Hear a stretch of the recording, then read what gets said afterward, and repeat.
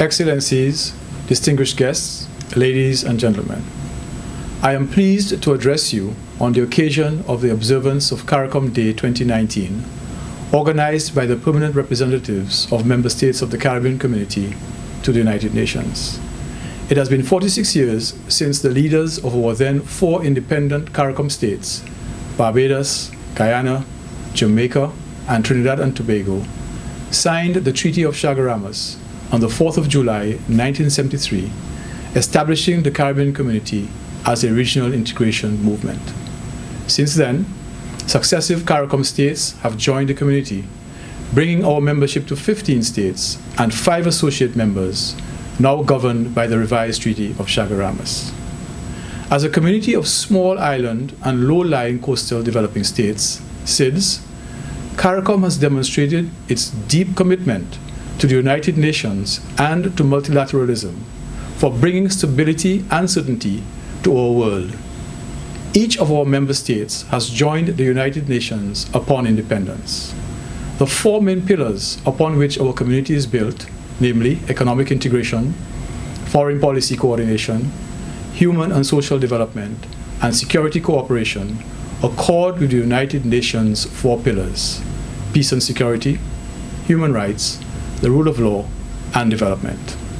CARICOM member states have always been key proactive participants in addressing the wide range of issues on the United Nations agenda and in making their unique contributions to confronting global problems with global solutions.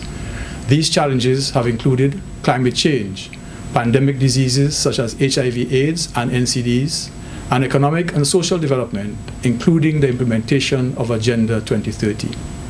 Just recently, one of our member states, St. Vincent and the Grenadines, became the smallest state ever elected to the United Nations Security Council. The United Nations is also an organization to which SIDS, such as ours, bring our vulnerability challenges. We have seen the United Nations and its specialized agencies take up challenges of SIDS. For example, when Hurricanes Irma and Maria struck our region in 2017 and devastated and adversely impacted several countries, the United Nations stood with us and was speedy in its response to support the affected countries. There is no greater testimony to this than the visit of Secretary General Antonio Guterres to the affected states immediately after the disaster. Our joint initiatives to build more resilient states by building back better further our shared objective of a sustainable future for the region. Indeed, we have built constructive partnerships within the United Nations system in working towards shared goals. At this time, we are planning the 10th UN CARICOM meeting to be held in Guyana in July.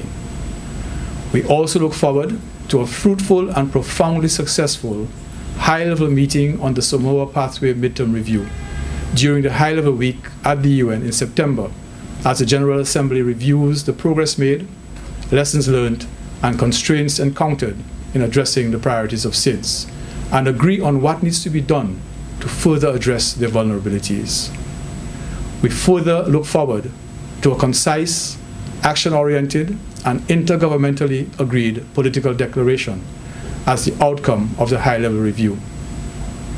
As the United Nations approaches its Watershed 75th anniversary in 2020 and prepares for a number of high-level meetings, we in CARICOM ready ourselves to collaborate in addressing issues of particular importance to SIDS. These include climate change, oceans, unsustainable debt, access to concessional financing, the middle income trap, and NCDs, to name a few. It is natural, therefore, that our celebration of CARICOM Day, the day on which we in CARICOM celebrate and recognize developments in the region, should also find expression at the United Nations. I thank you all for sharing this auspicious day with us and for your kind attention.